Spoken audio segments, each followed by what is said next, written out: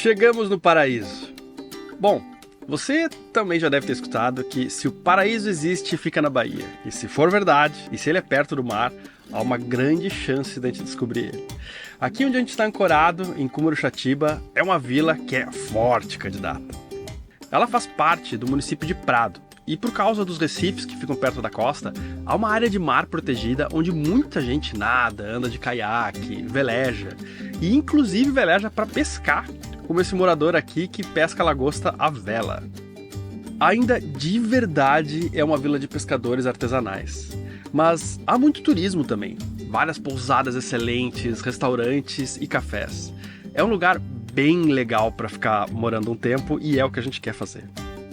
Pouco a pouco, é quase certo que o turismo acabe substituindo a pesca. Eu acho que já deve ser a principal atividade econômica da vila, mas acho importante que ela não perca a originalidade também, porque isso é muito legal, inclusive para as pessoas que vêm aqui como turistas. Mas o que é um paraíso? Para cada um é uma coisa diferente. Para alguns, um quarto luxuoso em um hotel 6 estrelas, onde tudo é servido conforme o ideal de temperatura, de massagem. Para outros, é um lugar intocado onde você pode explorar, fazer e construir coisas que sonha. Até essa palavra liberdade é meio difícil de definir. Nos extremos até é meio fácil, óbvio, tipo alguém que é preso tem menos liberdade. Só que às vezes tem algumas sutilezas que é meio difícil essa palavra conseguir ser precisa. Chamamos muitas coisas com essa palavra que parecem a mesma coisa, mas não são. Assim como a gente diz que uma folha é uma folha, mas na verdade essa palavra às vezes chama coisas muito diferentes de folha. Tem folhas que parecem espinhos, tem folhas que parecem pétalas. Mas a linguagem é assim, ela limita um pouco o nosso pensamento. Também não dá para ter uma palavra para cada folha que existe no mundo. É o que é. Mas é importante ter noção dessa falta de precisão, porque senão a gente acaba fazendo confusões. Há o conceito filosófico de liberdade negativa, que é aquela dada por uma instituição que você faz parte, tipo seu país, seu chefe, sua escola, sua família. E é uma liberdade que é dada externamente a você. E tá cheio delas na natureza também, uma série de coisas. Você não é livre para ficar mais de 3 dias sem tomar água, ou 2 minutos sem respirar. E tem a lei da gravidade, que é bem malvada de vez em quando. E há outro tipo de liberdade, a liberdade positiva. Eu sei que tá ficando um pouco técnico, mas vocês vão ver que essa é a essência de muito do que é falado aqui no Hashtag Sal. Essa liberdade, a liberdade positiva, é aquela que você se dá, que as suas crenças dentro de você te permitem ou te limitam. E aqui uma pausa para garantir que isso aqui não é venda de treinamento de coach quântico e você não vai ganhar mais dinheiro escutando isso aqui que eu tô falando, tomara, mas eu acho que não. E eu acho que tem muito mais crenças que te limitam do que te libertam. E ainda bem em alguns casos. Tem coisas que a gente deve nos limitar mesmo, tipo usar a liberdade para ser uma péssima pessoa, cometer um crime, destruir a vida de outra pessoa a si mesmo, de achar que vai enfrentar o Popó, campeão mundial de boxe, e vai ganhar. É melhor ter essas crenças mesmo, porque elas vão te ajudar. O tempo que tivemos ancorados aqui foi maravilhoso. A barreira de recifes nos protegia, a vila era bem perto, tinha 2 supermercados. A água era limpa e razoavelmente bem abrigado. Balançava um pouquinho, não é que nem a Ilha da Cutia, mas a gente já tá meio acostumado com isso. Até a chuva parecia desviar da gente. É um lugar muito legal e que boa parte dos velejadores não para. Acho que mais gente poderia parar por aqui, é bem bonito. Pelo menos por um dia ou 2. Olhando para um lado, tinha essa sensação de estar em uma vila mágica. E para o outro lado, de estar ancorado no meio do mar aberto, sem nada, mas ao mesmo tempo protegido. Mas eu sabia que ali era um lugar para ficar de olho na meteorologia. Não é um abrigo tão bom quanto Caravelas, por exemplo. Mas a previsão para a próxima semana, pelo menos, era muito boa. Então dava para a gente curtir esse paraíso pelo menos alguns dias. Foi aqui que eu editei o episódio 300 também. O que foi um momento de muita reflexão como poucos na minha vida. Fui ver 10 anos da minha vida passando em 1h30. Na verdade, muito mais tempo, que demorou bem mais para editar. Um momento muito especial. E que tem iniciativa privada dentro, mas Você tem merece. estruturas... Obrigado. Obrigado. Cumuruxatiba tem de tudo um pouco. Tem um comércio bem legal, inclusive, mas não tem tudo. Então eu tive que fazer uma viagem pequena até Prado, que é a sede do município. São 31 quilômetros de estrada de terra até lá, o que dá algo como 30 ou 60 minutos, dependendo da condição da estrada. Aqui para fazer um turismo burocrático. Porque Cumuruxatiba, pô, tem várias coisas, tem mercado, tem cartório, meu. Mas não tem um correio que dá pra enviar carta. Pra enviar a carta registrada tem que ser por aqui, em Prado, que é a capital de Cumuruxatiba, né? Na verdade, Prado é um município, né? Cumuruxatiba é só um distrito. Então vamos lá. Tem certas burocracias que ainda não podem ser online. 11 em cada 10 delas atrapalham quem mora a bordo. Então, já que eu tava aqui, tinha umas horas antes do próximo ônibus de volta e eu resolvi conhecer Prado. Tem até uma barra na cidade, que entra no rio Jucurucu, mas eu suspeito que ela seja bem rasa. Não sei se é possível entrar de veleiro, talvez com quilha retrátil. Seria uma parada bem bacana, hein? Mas acho que é meio arriscado encalhar, especialmente se não conhecer direito. Talvez alguém que esteja assistindo aí o episódio tenha mais detalhes sobre essa barra, coloca aí nos comentários. Eu ia adorar matar essa curiosidade. Hoje, nesses lugares que eu tenho passado, é muito diferente para mim entrar na cidade por uma estrada. Algo que na real eu quase nunca vejo, a estrada de entrada da cidade. Mas o que é normal para a maioria das pessoas, né? Prado me surpreendeu e era muito mais turística do que eu imaginava. Eu pensei que era um centro comercial, ou até mesmo agrícola na região, mas tem bastante turismo e tem uns lugares bem legais. Tem bastante praia por aqui também. Já um tipo mais urbano de praia. Bastante gente, bastante restaurante, bem diferente de Cumuruxatiba. A água hoje, pelo menos, estava mais escura, muito provavelmente por causa do rio Jucurucu. Legal o lugar. Minha viagem é de veleiro, mas às vezes, de vez em quando, vem uma cidade de brinde assim. A igreja matriz de Nossa Senhora da Purificação é o foco central aqui da cidade, bem no centro. Essa construção aí é de 1853, mas ela foi feita em cima de outra igreja que era do século XVIII. Provavelmente na mesma época em que um povoamento em volta de uma aldeia de índios que já havia aqui antes foi elevado à vila. É nesse município, umas 25 milhas náuticas daqui, que a expedição de Pedro Álvares Cabral chegou no Brasil em 22 de abril de 1500. Depois eu vou falar um pouco mais sobre isso. Eu não gostar de peixe é um absurdo, porque esses lugares aqui, o que tem de mais legal perto do mar sempre? Peixe, né, cara? Não se encontra carne boa de vez em quando e tal, mas é o que mais tem, né? Era meio-dia, eu tava morrendo de fome e fui achar um lugar pra comer. Que não tivesse peixe. A minha criptonita com velejador. Quem assiste o canal há mais tempo sabe que eu não como peixe. Por sorte, aqui tem cara de sol. E tava muito bom. Então, voltei a Cumuru. Voltei da cidade grande, que é Prado, do meu turismo burocrático, e agora a minha preocupação é que eu larguei o bote na maré baixa, com a âncora, né? Porque tem que andar muito para levar ele pro lugar que não chega a maré. Bastante, mas é bem pesado, bem difícil. Aí eu larguei uma âncora. O vento vai ficar o tempo inteiro jogando pra praia, no máximo ele tá mais na praia aqui. Mas... então, a maré tá alta, provavelmente ele não veio, eu vou ter que me molhar pra caramba. Caraca, tá lá no fundo, cara. Deve ter uns 2 metros de profundidade agora. Tá, tirei a camiseta aqui, tirei a bermuda, não vou mostrar porque tá muito decente. E agora vou lá pegar. Tudo bem, tá quente mesmo. Chegar lá e tomar um banho de água doce. Enquanto na praia rolava o episódio da série Salgados e Pelados, a Ana estava lá no barco. Tá, eu tô meio zoando. Ficar de cueca numa praia quase vazia não é um atentado tão grave ao pudor. Olha só esse cardume de peixes que ela gravou. Então, no limite da decência, eu fui.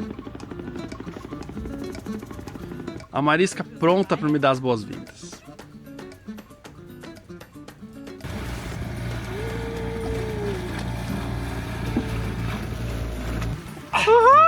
Tava com água no peito. Oh, meu Deus! Eu tava falando lá com o seu Ailson, o pescador que ofereceu hoje pra gente lagosta. Aí eu falei, putz, meu barco tá lá. Ele falou, tira a bermuda, vai de cueca. Eu falei, não tem problema, ninguém vai ficar aqui. Né? Manjericão, né, Marisca? Aqui. Resolvido, problemas burocráticos. Agora voltamos ao paraíso, que água, hein? Pô, já que eu tô molhado, quer ver no sonar o que acontece quando eu mergulho? Quero por aqui? Eu nunca me gravei com sonar, agora eu vou ver como é que eu apareço. Tentar passar em várias profundidades, primeiro bem fundo, depois vamos ver aqui o que vai acontecer. Eu vou tentar achar mais ou menos o ponto do sonar, que é mais ou menos assim. Então agora eu vou entrar na água. Vou fazer o primeiro mergulho. Já tinha alguns peixes embaixo do balanço. Aquelas linhas ali são provavelmente a termoclina, camadas de temperatura diferentes da água. Eu devo aparecer por ali. Aquela mancha grande ali sou eu. A tela está dividida em duas, com 2 valores de profundidades diferentes. Porque aquele 4.2, é a profundidade da linha d'água até o fundo, e o outro, 2.2, é da ponta da quilha até o fundo, o que nesse GPS é chamado de structure. A parte vermelha da mancha eu acredito que é o meu pulmão, onde eu acho que tem uma reflexão maior. Os peixes também, a gente enxerga mais a bexiga natatória dele. Olha eu aí de novo. Mas eu devo ter passado mais fora do cone de sonar. Então o sinal não ficou tão forte. Apesar de eu achar que algumas crenças limitantes são importantes, eu também acho que é possível a gente quebrar algumas delas para ter uma vida mais livre, no bom sentido, no sentido nobre. E isso, em grande parte, é uma coisa que depende de nós mesmos. De remover barreiras dos seus medos, da sua sede por luxo, da sua sede por vaidade, da sua necessidade de ser admirado e muitos outros desejos. Você quer conhecer um paraíso tropical, mas sem suar, sem fazer a própria comida, dormindo em lençóis de 5 milhões de fios? Beleza! Custa o rim esquerdo. E se você quer trocar milhares de horas de trabalho e saúde para gastar nisso, show, é justo. Se você nem precisa trabalhar muito assim para ter isso, pô, tudo certo. E se você ganhou isso sem precisar trabalhar, pô, parabéns, seja grato. Mas para boa parte das pessoas, não é assim. Talvez você possa conhecer muitos paraísos, inúmeros, sem precisar vender um rim ou gastar várias das suas horas trabalhadas, ou ficando mais tempo nesse mesmo paraíso pelo mesmo número de horas trabalhadas, mas vai ser mais simples. Você pode ficar lamentando a falta de luxo, pode chorar as pitangas, ou abraçar o simples, aceitar ver a beleza nele. E eu te garanto, eu te juro, que é muito belo nele. Possivelmente mais enriquecedor, mais transformador do que ver ele de outra forma. E é prazeroso ver ele sem esses filtros que às vezes lugares luxuosos colocam que nem são dali. Há pessoas que querem velejar pelo mundo, mas só se forem os 70 pés. Se for razoável para você comprar e manter um, faça isso, óbvio. Mas se isso te separa de anos incríveis que te transformariam profundamente e você poderia fazer com muito menos pressa e muito menos tensão, talvez seja a hora de repensar isso. Cumuruxatiba, para quem está de veleiro, é uma ancoragem melhor nas luas crescentes e minguantes, onde a amplitude da maré chega a ser menor do que 1 metro. Assim você fica sempre meio protegido dos recifes e não tem muitas ondas grandes. Mas nas luas cheias e novas, essa mesma amplitude pode chegar a 2,5 metros. Nessas luas, quando a maré é baixa, é possível caminhar até por cima dos recifes, eles ficam acima d'água e a ancoragem fica bem protegida mesmo. Mas conforme a maré sobe, as ondas do mar passam por cima dos recifes. E se há vento, mesmo que não haja ressaca ou algo assim, balança bastante. Claro, quanto pior a condição do mar, pior. Esse balanço, especialmente por bastante tempo, força bem a âncora e tudo que segura ela. Acaba dando uns socos no sistema todo. É claro que a gente colocou bastante corrente e a própria catenária dela, ou seja, a barriga que ela forma, acaba amortecendo bastante, funcionando como um certo amortecedor. Mas isso preocupa um pouco. E por enquanto, não estava tão mal assim o tempo, só um vento mais forte. Eu comecei a me preocupar mais caso viesse uma tempestade realmente forte com bastante vento. Depois de 9 dias nesse paraíso, achei que era hora de procurar outro. Conforme o vento persistia naquele ângulo, as ondas iam crescendo. A cada 12 horas e 24 minutos tem uma onda de maré.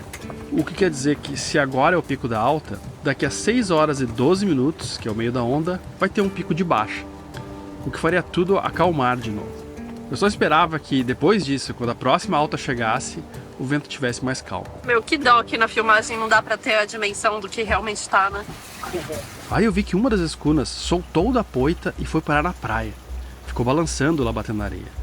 Mas logo a tripulação chegou até lá e tirou ela. Eu espero que não tenha estragado nada. Foi um dia de bastante paciência com esse balanço. E também de ficar ligado no alarme de âncora, vendo o track para ver se arrastou um pouco, porque isso é uma coisa que de fato aconteceu e em um momento a gente teve que reposicionar. Durante esse dia eu deixei tudo preparado para sair de manhã cedo para um lugar mais abrigado. Tava ruim agora, mas poderia ser bem pior. Uma hora vai ficar bem pior. Guardei as coisas que estavam fora do barco, como o gerador, e fui dormir. Amanhã iríamos ancorar em outro lugar. O desejo realmente era de ficar mais de um mês em Cumuruxatiba.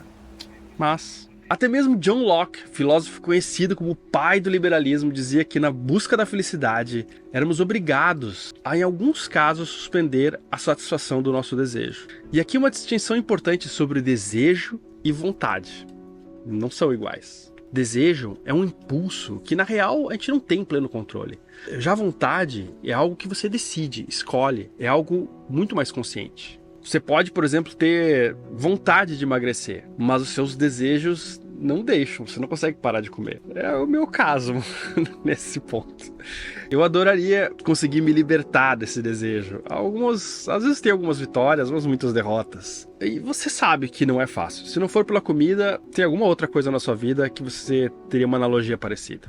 Então, após uma noite que balançou, mas bem menos do que no dia anterior, saímos assim que nasceu o sol. Com um gostinho de quero mais, porque 9 dias em Cumuruxatiba foi muito pouco. Eu imaginava ficar muito mais de um mês. Tanto que saí com uma encomenda importante que ia chegar no correio e eu tinha que voltar para pegar. Não só, mas especialmente em um veleiro, a natureza não se enfrenta, se dança com ela. Ontem era um tango bem marcado e hoje uma valsa.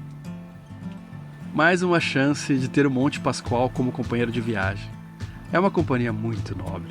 Infelizmente, eu não sei quando vou ver ele de novo. Pelo menos, vendo assim do mar. Só que hoje, apesar de não ter vento, não era exatamente um dia bom para sair para o mar. Quer dizer, não era horrível, mas tinha uma chance forte de ter uma tempestade isolada. Só que eu preferia pegar uma aqui no mar aberto do que lá na maré alta. Então, eu saí. Às 11 da manhã, mais ou menos, eu vi no radar uma formação em linha se aproximando rápido. Tinha cara de ter vento forte. Mas perguntei para alguns amigos em Porto Seguro e me disseram que foi até fraco por lá.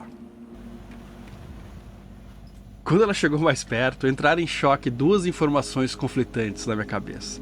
O relato do pessoal em terra e o que eu concluía olhando o radar e a cara dela que estava logo ali. Eu titubeei por alguns minutos. Fiquei meio em dúvida do que ia acontecer. Então a parte mais adiantada dela passou no meu través e eu vi que tinha que preparar o barco, baixar a vela mestra. Ela veio de cara, muito forte. Ficou praticamente impossível andar em linha reta para o nosso rumo. Eu me esqueci de uma bandeja em cima do deck que se salvou como pôde. Só vi isso agora na edição. Ainda bem que não virou mais um lixo no mar. Pegamos rajadas de até 40 nós, mais fortes que essas quando eu gravei nessa hora. Boa parte do tempo eu não estava gravando o sensor de vento. Mas o negócio era ter calma e aguentar. Essa força toda não ia durar mais de uns 30 minutos. O negócio era manter o barco sem sofrer muito e ficar longe de problemas, como pedras, ilhas, etc. E, se possível, não andar muito para trás. Aqui já naturalmente tem uma corrente contra. Com esse vento todo, deve estar ainda mais forte essa corrente. Era bem difícil seguir para o norte. Olhando o barômetro do relógio, o interessante é que a pressão não caiu com essa tempestade, o que me deu uma enganada também. E as rajadas de 40 nós se mantiveram por uns 30 minutos. Nessa hora, a doghouse rasgada fez uma molhança bem grande. Ainda bem que aqui não faz frio. Mas isso vamos arrumar daqui a pouco. Essa foi a pior saída de paraíso desse mês. Ou do semestre, eu diria. Arriscar parar em lugares não muito tradicionais da costa tem o seu preço. Além de a gente ter que ficar constantemente, de uma forma muito mais intensa, ligado nos sinais da natureza e os sinais de toda a técnica meteorológica e de navegação, será que eu não deveria ter ficado lá tanto tempo? Talvez. Alguns comandantes menos exploradores e mais precavidos teriam dito isso, tenho certeza. E não necessariamente estariam errados. Provavelmente não. Aliás, muitos ensinamentos tradicionais na nossa vida estão certos, a maioria deles. Não saia por aí querendo mudar tudo no mundo.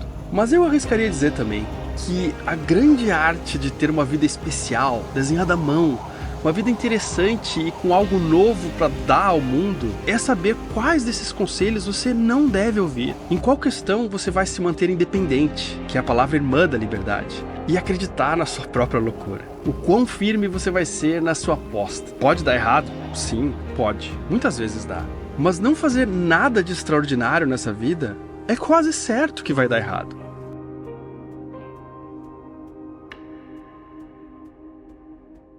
Fico muito feliz que você assistiu até aqui. Espero que você tenha gostado do episódio. A gente se vê no próximo domingo às 10 da manhã ou então no grupo do Telegram se você for um apoiador. E se você não for ainda, pense com carinho em deixar qualquer coisa lá no Apoia-se, nesse link que aparece aqui na descrição. Ajuda demais a gente fazer o que faz aqui, tá bom? Até mais!